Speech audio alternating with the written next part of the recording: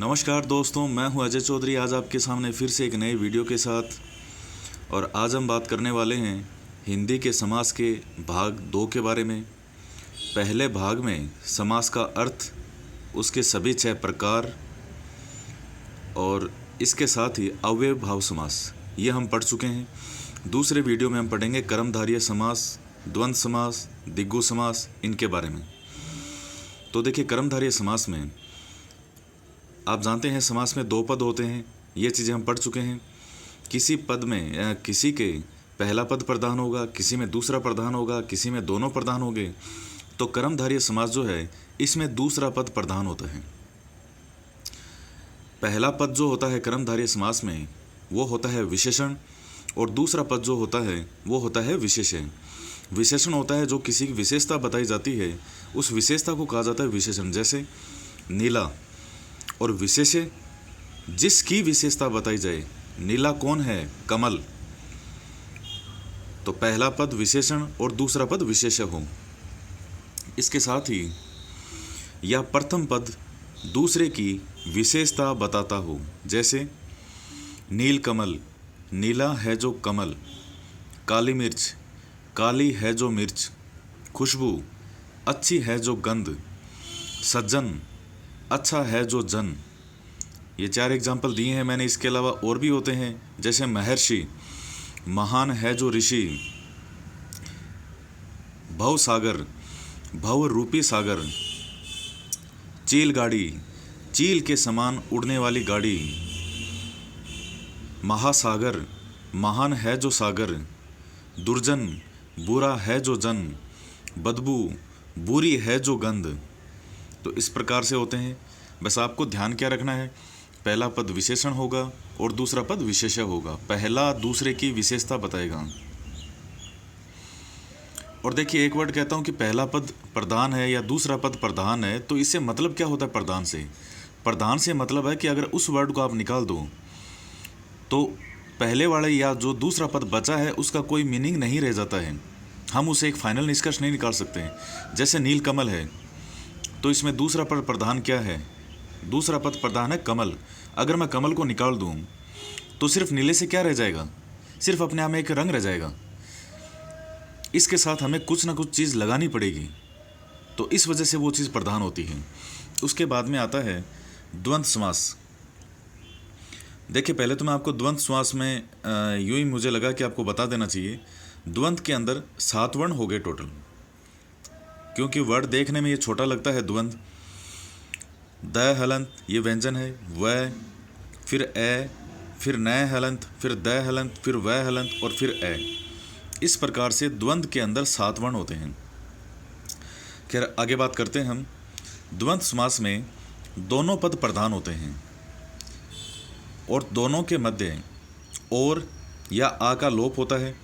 अगर उनका विग्रह करेंगे तो और या आ हमें लगाना पड़ेगा, और विग्रह नहीं हो तो उस समास में इनका लोप रहेगा, यानी ये नहीं रहेंगे। जैसे माता पिता,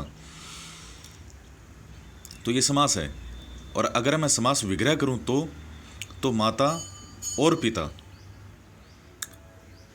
तो इस प्रकार फिर ये लगेंगे। और या ये पद एक दूसरे के विपरीत हों, एक दूसरे के विपरीत होने चाहिए, विलोम होने चाहिए एक दूसरे के। लेकिन ये पर्टिकुलर कोई शर्त नहीं है। अधिकतर ऐसा होगा कि द्वंद्व के अंदर दोनों पद एक दूसरे के विपरीत होंगे, लेकिन ये 100% कोई निश्चित नहीं है कि हमेशा ही विपरीत होंगे। इसके अतिरिक्त एक नोट है कि द्वंद्व समास में दोनों पद संख्यावाची हो सकते हैं, संख्या से संबंधित हो सकते हैं, लेकिन संख्याएं असमान होनी चाहिए। जैसे 4 4 नहीं होना चाहिए, 4 5 हो सकता है, 40 50 हो सकता है। माता पिता, पाप पुण्य, गरीब अमीर, राजा रंक, 18, रुपया पैसा, दाल रोटी, ये सब एग्जाम्पल है इसके। तो 4 5 का अगर हम विग्रह करें तो 4 या 5, 40 50 का करें तो 40 या 50 नहीं, 40 से 50 तक विग्रह भी हमें ध्यान में रखना ज़रूरी है। इसके अलावा तो इन सब में और लग जाएगा। 18, 8 और 10 इस प्रकार से हैं, इनके एग्जाम्पल हैं। इसके अलावा और भी बहुत से एग्जाम्पल होते हैं, जैसे 31, 25 यानी 5 और 20। तो इस प्रकार से लाभ हानि, अपना पराया, खट्टा मीठा, पाप पुण्य। इसके अलावा देखिए एक चीज़ का और ध्यान में रखिएगा, द्वंद्व समास में 1, 2, 3, 4, 5, 6, 7, 8, 9, 10 और 20, 30, 40, 50, 60, 70, 80, 90, 100, इन संख्याओं को छोड़ करके बाकी सभी में द्वंद्व समास होता है। अब उसने सीधा ही लिख दिया 2 और पूछा कि बताइए इसमें कौन सा समास है, तो उसमें द्वंद्व समास नहीं होगा। इन संख्याओं को छोड़ करके बाकी सभी के अंदर द्वंद्व समास होता है। उसके बाद में द्विगु समास। द्विगु समास के अंदर हमेशा दूसरा पद प्रधान होता है, यानी पहला पद प्रधान नहीं होता। अगर दूसरे पद को निकाल दें तो पहले पद का कोई अर्थ नहीं रह जाएगा। दूसरा, जिसमें पहला पद संख्यावाची हो और दोनों पद मिलकर किसी समूह या समुदाय का बोध कराते हो, जैसे द्विगु। द्विगु का मतलब होता है 2 गायों का समूह। अब इसमें गाय वर्ड, ये जो दूसरा पद है ये प्रधान है। अगर गाय को हटा दें तो सिर्फ 2 का कोई मीनिंग ऐसा नहीं रह जाता है, अपने आप में सिर्फ एक नंबर रह जाएगा वो। उसके साथ गायें लगाते ही उसका एक अर्थ में बदल गया, वो एक समूह का बोध कराएगा। समाहार, समाहार भी लिखा आ सकता है समूह की जगह। 2 पहर यानी 2 पहर का समूह है।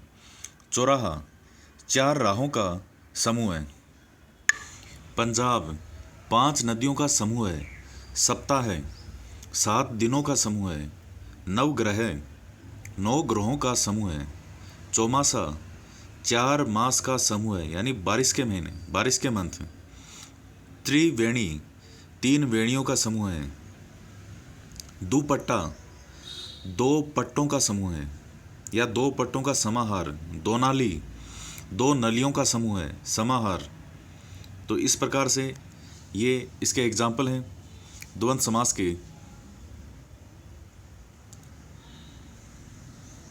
द्विगु समास के द्वंद्व हम पहले पढ़ चुके हैं। तो इस वीडियो में इतना ही। नेक्स्ट वीडियो के अंदर 2 समास बचे हैं आपके, बहुब्री समास और तत्पुरुष समास। वो थोड़ा बड़ा है जो तत्पुरुष समास है, और बहुब्री समास भी बहुत महत्वपूर्ण है। तो इसलिए नेक्स्ट वीडियो उसका अलग से वीडियो बनाऊंगा मैं। इस वीडियो में आज इतना ही। आपके पास जो प्रैक्टिस सेट हैं, जो भी सामग्री उपलब्ध है, क्योंकि हिंदी व्याकरण की सामग्री आसानी से हमें उपलब्ध हो जाती है, तो आप उनके प्रैक्टिस सेट निकालिएगा। और अगर कोई समस्या हो किसी में तो आप मुझे बता सकते हैं, लिख सकते हैं नीचे। इस वीडियो में इतना ही, और नेक्स्ट वीडियो मिलेंगे एक नए टॉपिक के साथ। जय हिंद, जय भारत।